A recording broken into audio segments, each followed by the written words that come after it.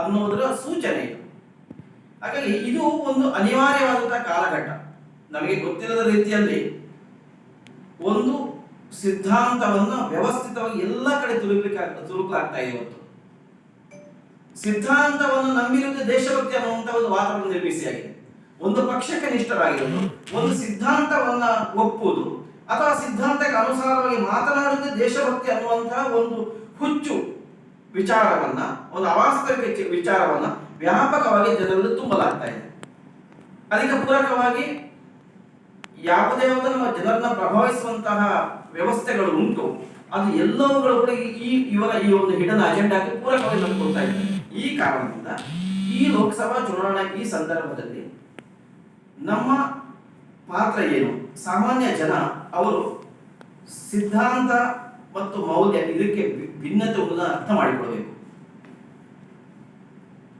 ಯಾವ ಮೌಲ್ಯಾಧಾರಕ್ಕೆ ಬದುಕುವೆ ಹೊರತು ಸಿದ್ಧಾಂತಾನುಸಾರವಾಗಿ ಇರಬೇಕಾದಲ್ಲ.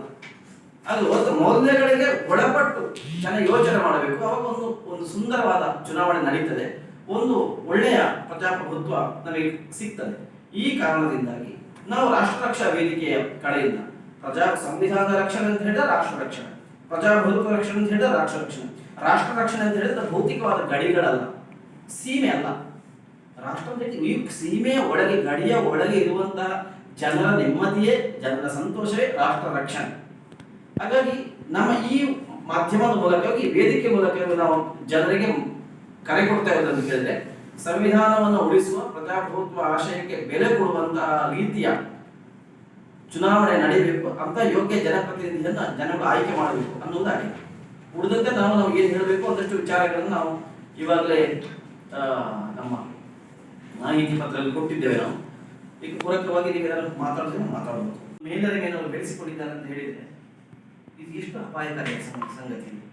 ತನ್ನ ಪಕ್ಷವನ್ನ, ತನ್ನ ಸಿದ್ಧಾಂತವನ್ನ ಒಪ್ಪದೇ ಇರುವವರನ್ನ ರಾಷ್ಟ್ರದ್ರೋಹಿಗಳು ಅಂತ ಹೇಳ್ತಾರೆ ಅಂತ ಹೇಳಿದೆ. ಹಾಗಾದ್ರೆ ಈ ಇನ್ನೊಂದು ಪಕ್ಷದಲ್ಲಿ ನಿಂತಿರುವ ಅಭ್ಯರ್ಥಿ, ಆ ಇನ್ನೊಂದು ಪಕ್ಷದ ಪರವಾಗಿ ಕೆಲಸ ಮಾಡುವಂತಹ ಕಾರ್ಯಕರ್ತರು, ಆ ಇನ್ನೊಂದು ಪಕ್ಷದ ಪರವಾಗಿ ಇರುವಂತಹ ಇಡೀ ಜಿಲ್ಲೆಯ ಒಬ್ಬ ಅನುಸೂಚಿತ ಜಾತಿ, ಒಬ್ಬ ದಲಿತ ವರ್ಗದಿಂದ ಹಿಡಿದು ಒಬ್ಬ ಬ್ರಾಹ್ಮಣ ವರ್ಗದವರೆಗಿನ ಬೇರೆ ಬೇರೆ, ಒಬ್ಬ ಮುಸಲ್ಮಾನ, ಒಬ್ಬ ಕ್ರೈಸ್ತ, ಹಿಂದೂ ಸಮಾಜದ ಬೇರೆ ಬೇರೆ ಜಾತಿಯವರು ಎಲ್ಲರೂ ಆ ಪಕ್ಷದ ಅಭ್ಯರ್ಥಿ ಪರವಾಗಿ ಓಟ್ ಹಾಕ್ತಾರೆ ಅಂತಿದ್ರೆ ಅವಾಗ ನೀವು ರಾಷ್ಟ್ರದ್ರೋಹಿ ಅಂತ ಹೇಳಿದಾಗ ಆಗಿಲ್ವಾ?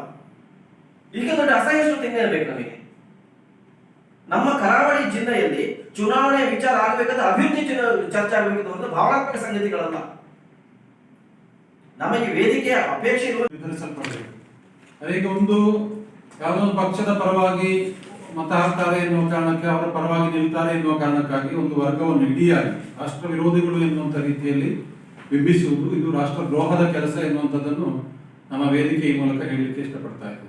ಮಾತ್ರವಲ್ಲ, ಈ ಒಂದು ಸರ್ಕಾರ ಕಳೆದ 10 ವರ್ಷಗಳಿಂದ ಆಯ್ಕೆಯಾದಂತಹ ಒಂದು ಸರ್ಕಾರ ತನ್ನ ಅವಧಿಯಲ್ಲಿ ಪೂರ್ಣವಾಗಿ ಸಂವಿಧಾನವನ್ನು ಯಾವ ರೀತಿಯಲ್ಲೆಲ್ಲ ದಾಟಿ ಮುಂದೆ ಹೋಗಬಹುದು, ಅದನ್ನು ಯಾವ ರೀತಿಯಲ್ಲೆಲ್ಲ ಉಲ್ಲಂಘಿಸಿ ಪತ್ರಿಕಾಗೋಷ್ಠಿ ಮಾಡಲಿಕ್ಕೆ ಸಾಧ್ಯ ಆಗಿಲ್ಲ.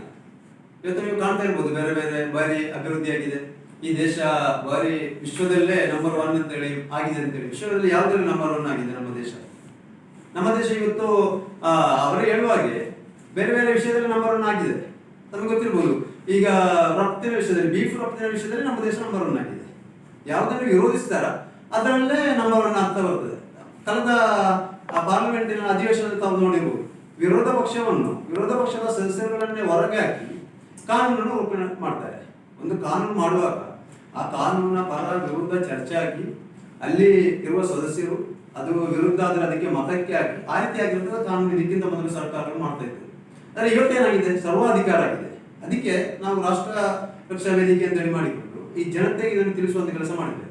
ನಮಗೆ ಗೊತ್ತಿರಬಹುದು, ಇವತ್ತು ವಿರೋಧ ಪಕ್ಷ ಕಳೆದ 10 ವರ್ಷದಲ್ಲಿ 2014ರ ಮೊದಲು ಮನಮೋಹನ್ ಸಿಂಗ್ ಸರ್ಕಾರ ತೋರಿಸಬಹುದು, ಅಭಿವೃದ್ಧಿಯ ಪರ ಬೇರೆ ಬೇರೆ ವಿಷಯಗಳಲ್ಲಿ ಇಟ್ಟು ಅವರಿಗೆ ಮತ ಕೇಳಬಹುದು.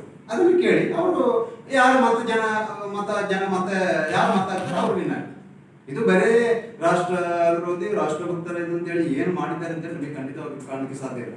ಆದ್ದರಿಂದ ಈ ನಾಡಿನ, ಈ ದೇಶದ ಮತ್ತು ನಮ್ಮ ಜಿಲ್ಲೆಯ ಜನತೆಗೆ ನಾವು ಒಂದು ವಿನಂತಿ ಮಾಡೋದೇನಂದ್ರೆ, ನೀವು ಈ ದೇಶ ಉಳಿಬೇಕು. ನಮಗೆ ನೋಡಿ, ಇದರಲ್ಲಿ ಒಬ್ಬರಿಗೆ ತೊಂದರೆ ಆದ್ರೆ ಇಬ್ಬರಿಗೆ ತೊಂದರೆ ಆದ್ರೆ ಇಡೀ